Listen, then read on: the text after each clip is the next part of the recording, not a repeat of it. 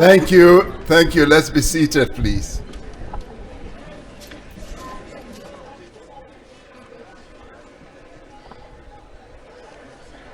Program directors,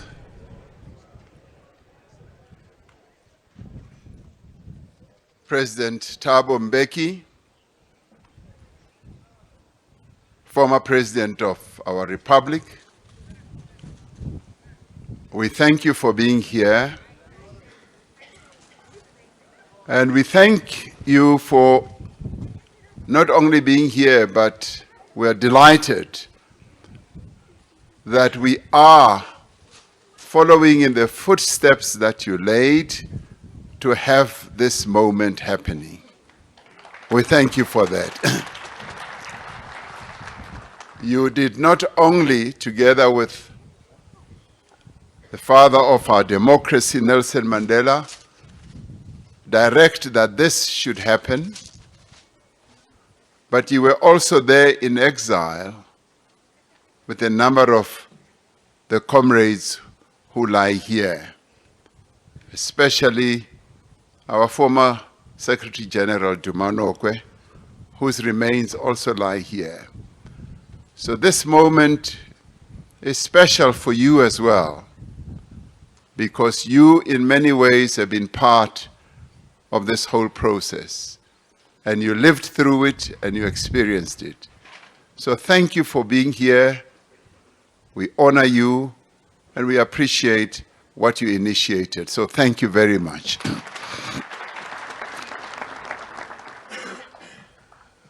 Ministers and deputy ministers who are here present,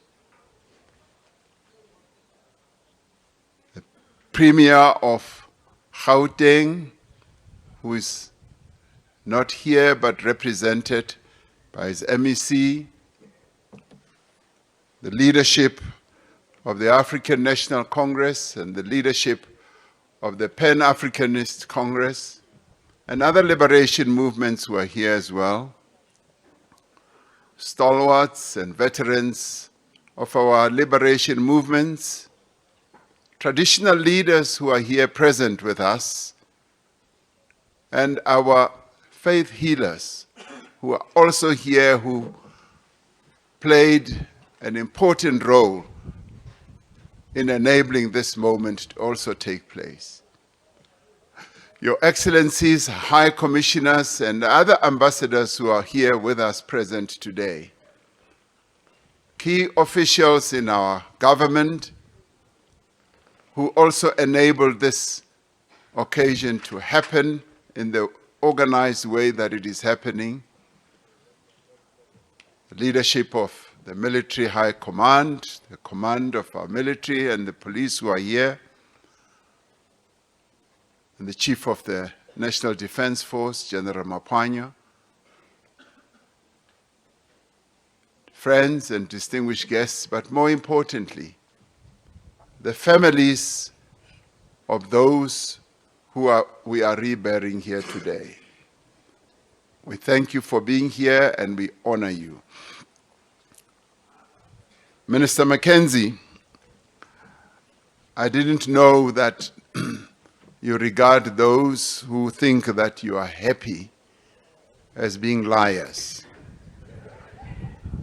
Because today you told us the truth that they are liars because they are not telling the truth. The real truth is that you are very, very happy to be minister.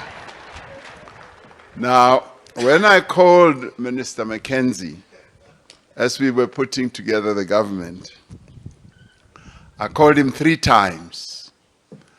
First, I called him and said, the Secretary General is talking to all parties, and I'd like you to be on hand to receive the Secretary General's calls.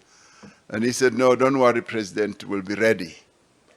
So I called him again, and just to keep him warm, because I was ensuring that the GNU does take off as the Secretary General leading our team carried on with his work. So I called him again, and this time I found him in a movie house. He was watching a movie, And I said, no, don't. He said, I'm in a movie house. I said, no, don't worry, I'll talk to you later. He says, no, I'm coming out now. I said, what are you watching? He says, I'm watching Bad Boys.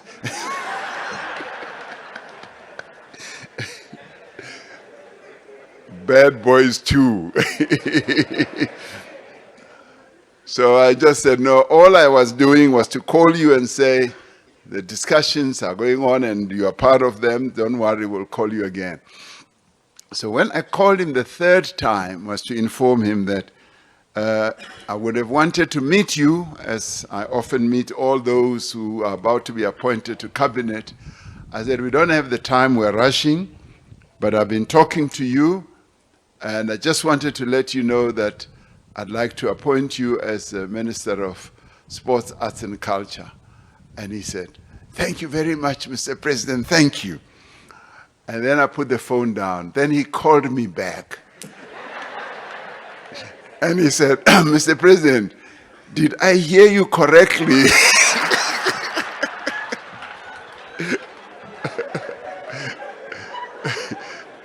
I said, yes. He says, no, I'm saying so because I'd given my phone to my guards, as he called them. He now has protectors. He says, I gave my phone to my guards and I said, the president will call. And when I didn't call for a while, they laughed at him. They said, you said the president would call. He never called you. So he wanted to go back to them and he tell them that he called. I'm now minister.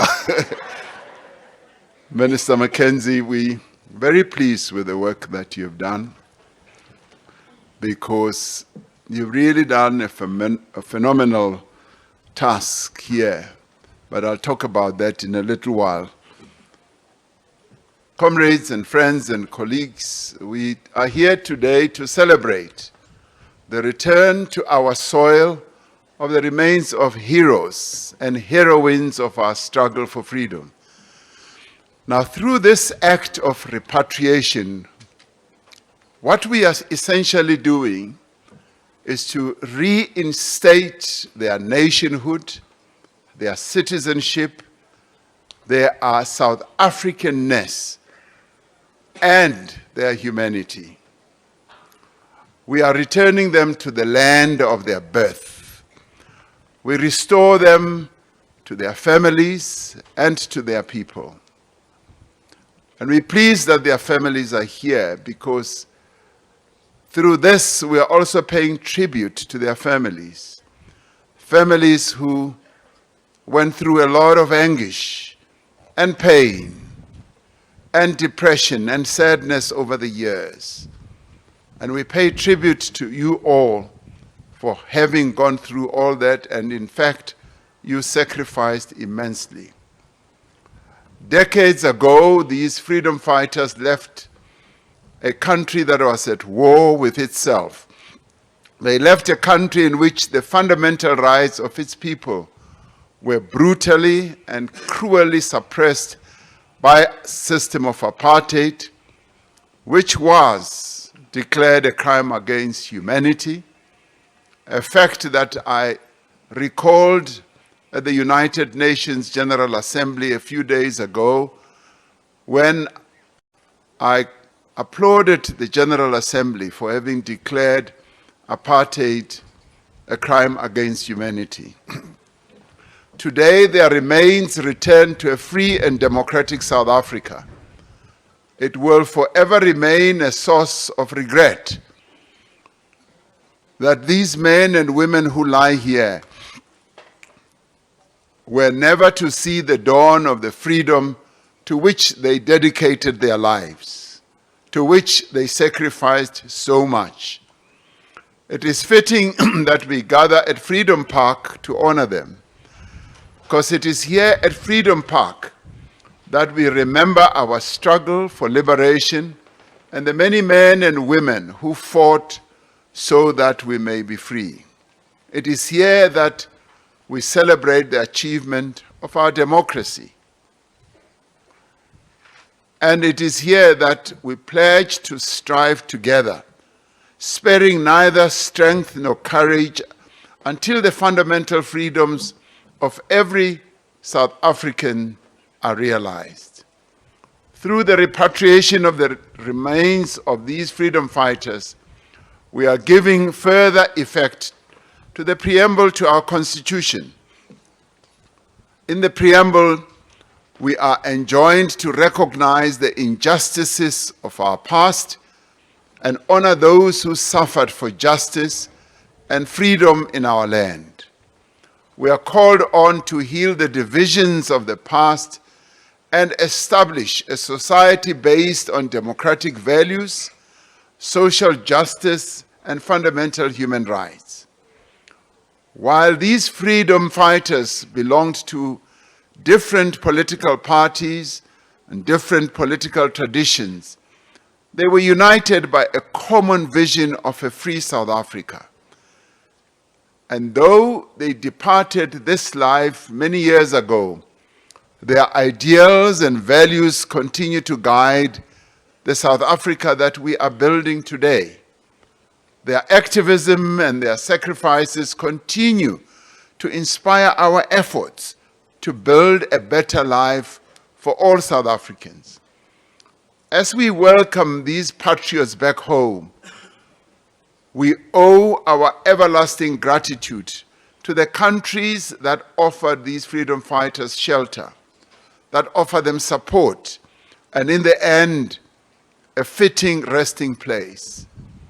We are grateful in this instance to the governments and the peoples of Zambia and Zimbabwe for having taken great care of our compatriots and for enabling their remains to be repatriated. We say thank you, and let's give them a good round of applause. Like other countries on our continent and in other parts of the world, they stood along us in our struggle for freedom. They hosted our freedom fighters at the frontline states. They provided material assistance and support. These countries dedicated themselves to our cause. Our cause became their cause, often at a great cost to themselves and to their people. Our fallen heroes and heroines became part of the people of these sister countries. Today's ceremony brings us closer together. We've just heard about the dignified ceremonies that were held in Zambia and Zimbabwe. I'm told they were more than dignified, and they were attended at the highest level. And this in itself speaks volumes for the manner in which our sister countries who sacrifice so much regard us, our struggle, and our future. We are hopeful that we may work with the authorities of those countries to promote the memorialization of our shared struggles. We hope that we may promote education, tourism, people-to-people exchange. Exactly 2 months ago, the global community under UNESCO World Heritage umbrella approved the declaration of the World Heritage Sites in South Africa termed the Human Rights, Liberation and Reconciliation Sites. The distinguished delegation of Zambia to the World Heritage Committee tabled the proposal and was supported by all other committee members. Today is an opportunity to renew our commitment to the African Liberation Heritage Program that is led by Tanzania.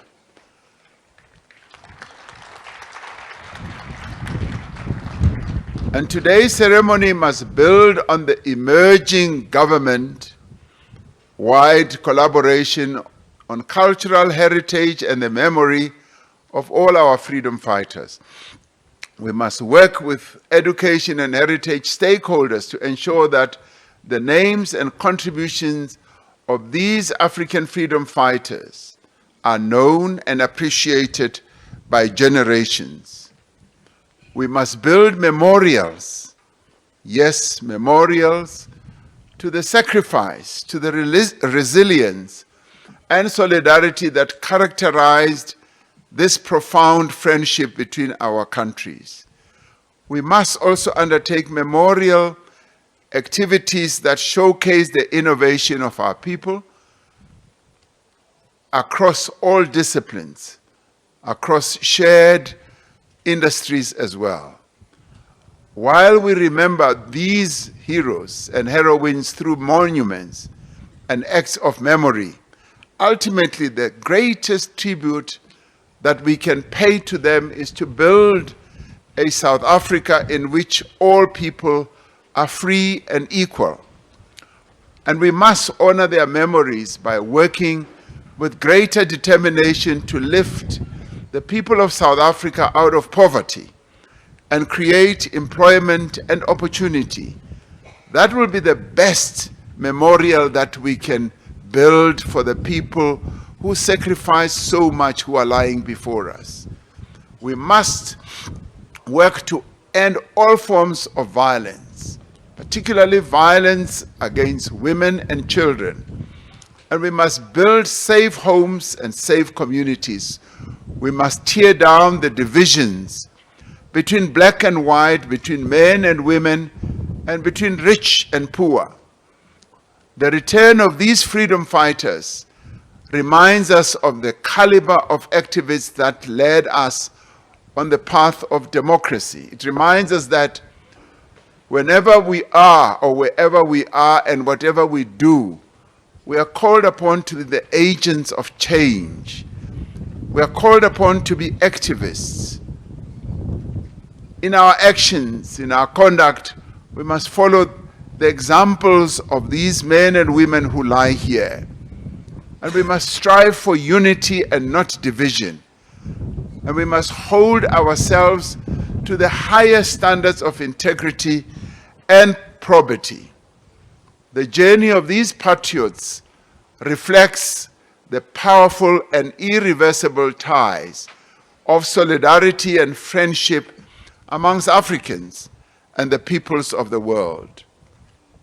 Having just returned from the UN General Assembly, where we attended one of the main actions that we sought to attend, which was the Summit of the Future.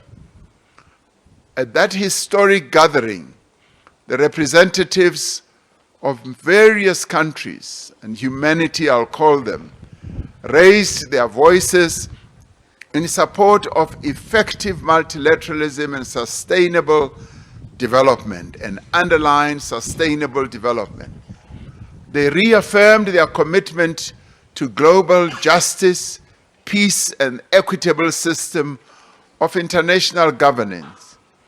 As a country, our experiences of struggle and solidarity propel us to continue to work vigorously for a better Africa and a better world. Our commitment to international peace, wherever peace is required, whether it is in Ukraine, whether it is in the Sudan, whether it is in the Sahel region, whether it is in northern Mozambique or eastern DRC, and whether it is in Gaza, we as South Africans must always be on the forefront of justice and respect for human rights.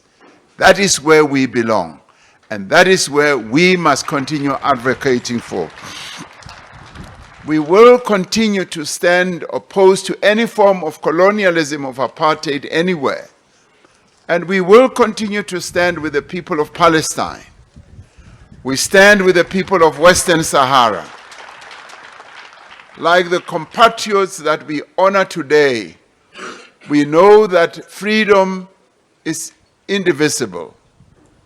The remains of these freedom fighters remind us of the price of freedom. We owe it to their memory to make sure that no other generation and no other people have to pay the price they have paid. There are many departments, institutions, and individuals who have worked tirelessly over the course of several years to make the repatriation of these compatriots possible today. The governments, the High Commission, Embassy, and relevant authorities of Zambia and Zimbabwe have provided invaluable support.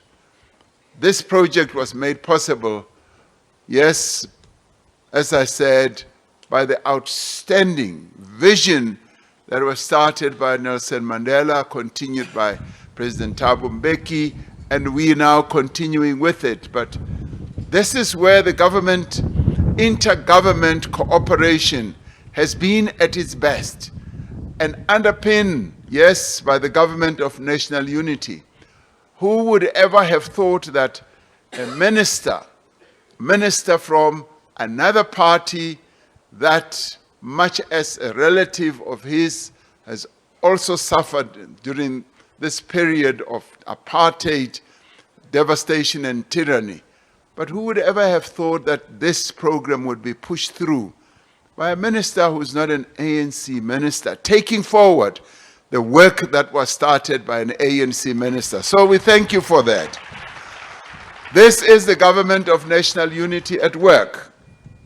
The various departments have worked together. Sports, culture, worked together with the Defense Ministry, and all the ministers, all the deputy ministers have worked together. Department of Home Affairs ensured that families received passports and were able to visit the burial sites of their loved ones. And so we say thank you to Home Affairs. Department of Justice and Constitutional Development, through the TRC unit, mobilized and supported the families. The National Prosecuting Authority, through the Missing Persons Task Team, together with the South African Heritage Resources Agency, exhumed and examined the remains. That is important. And this is where science also played a key role through the DNA process, and some are still going to continue happening. And this is where the dedication of our officials was also seen in full play. The Department of Health facilitated the correct permits were issued for the mortal remains to enter borders. South African National Defence Force has brought our heroes and heroines home and has opened up its facility at one military hospital to put the remains of our compatriots there. The return of these remains from Zambia and Zimbabwe mark the start of a process to return the remains of fallen freedom fighters from several other countries. This marks the beginning, and we are going to continue because we must bring them all home. They must come home.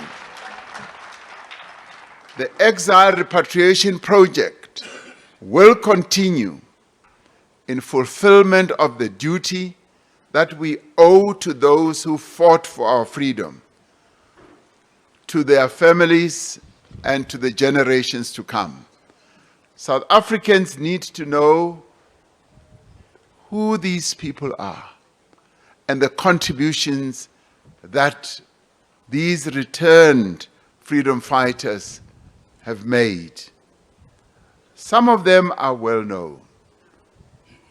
Duma Nokwe, who was Secretary General of the African National Congress at a crucial moment in our struggle for liberation, is here. In exile, he was a prominent voice of the continent and around the world in support of the cause of the people of South Africa.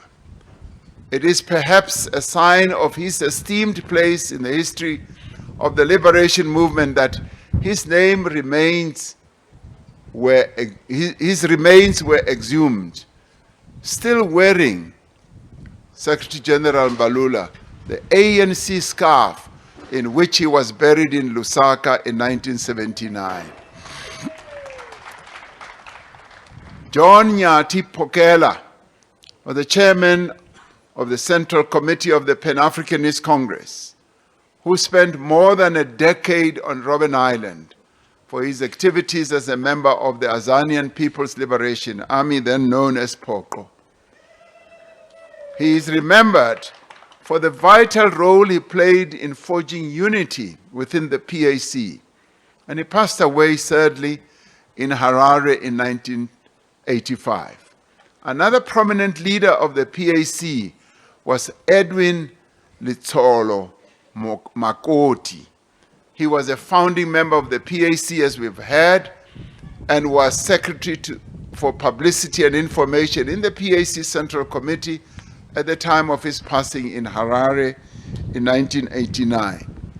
We all know the name of Florence Moposho, a stalwart in the struggle who is remembered for her commitment and sacrifice and fiery spirit. She was a great leader of our movement and a pioneer in the struggle for women's rights. She helped us understand that no society can be free until its women are free. The name of Basil February is also written large in the history of our struggle. As a member of the Lutuli detachment of Mkonte Wesizwe, he was killed in action in the then Rhodesia during the Wankie campaign. There are some people who were part of the Wankie campaign who I saw here. We also welcome home the remains of Tot Machikiza, a composer, musician, and writer of great renown and achievement. His music and his writing earned him much acclaim, but it also earned him the ire of the apartheid state, which banned many of his works and forced upon him years in exile. He passed away in Lusaka in 1968. There are other freedom fighters who we honor here today, whose names are not as familiar, and yet their sacrifice and their contribution to our freedom is no less profound and is no less valued. We know their names. They lie here before us.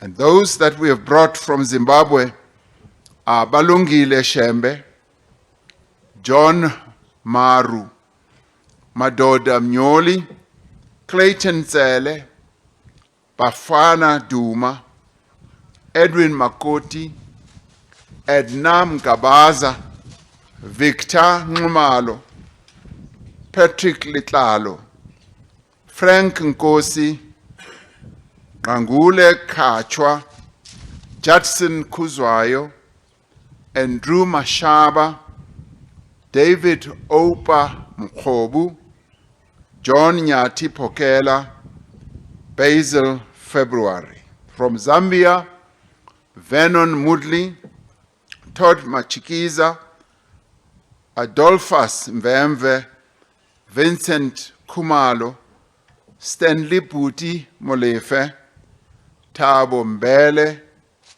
Masichaba Mbele, Duma Nokwe, Philip Jezile, Bethwell Tamana, Joseph Parker Tsiye, Florence Moposho, Tsepo Mudise, Bennett Sibanyoni, Leslie Dube, Lakiso Kulu, Aaron Tiro, Luvuyo Mutswenyani, Obrisi Pomdleche, Hepson Nkositeta Njamela, Simon Kehla Maswanganyi, Lindile Maneli, Klas Mabe Bukhosing, Ishmael Luatle, Ntende Ngqeqe, MK Trevor. Those are the 42. These names will forever be inscribed here at the wall of names in Freedom Park, so that we may never forget.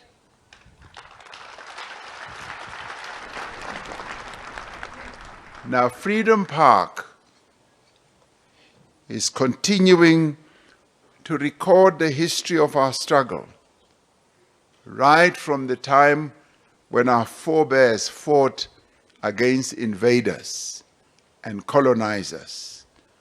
As you go around this place, you'll find their stories, their names, and these are going to be added, and many more will be added.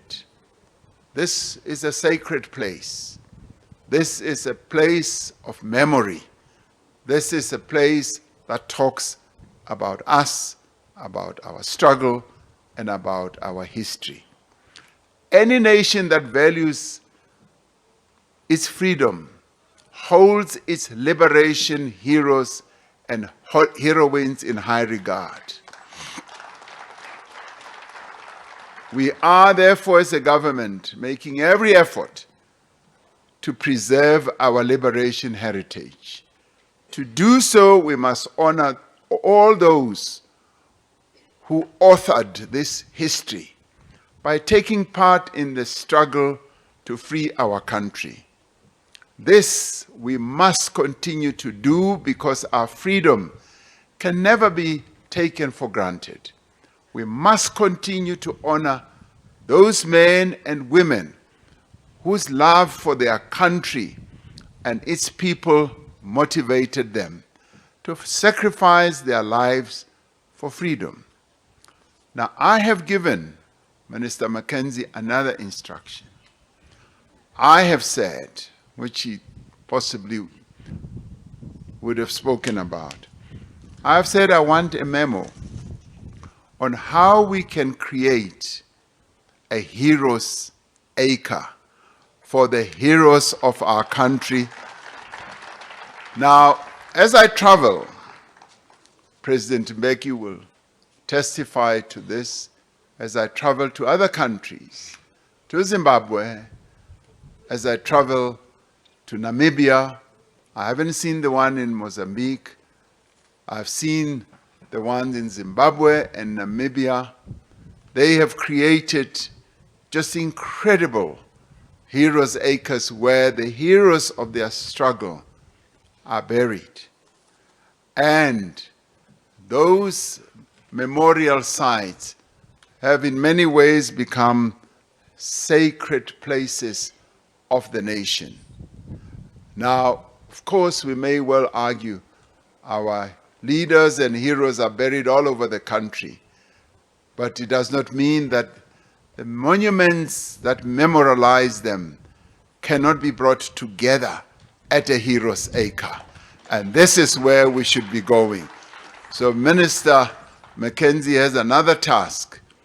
And if you say he's happy about it, you'll be lying, because he's very, very excited to take on this task. So I'd like us to move forward to create a great memorial of the heroes who lie buried in South African soil, who, if not buried there, will be memorialized there through various monuments. This is a great day of commemoration. It's a great day to memorialize and to remember those who lie before us.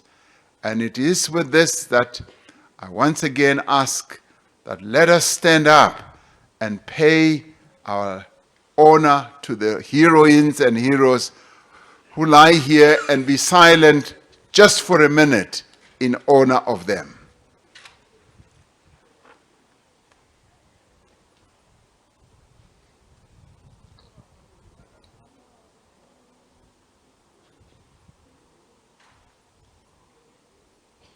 Thank you. We may be seated. Thank you very much.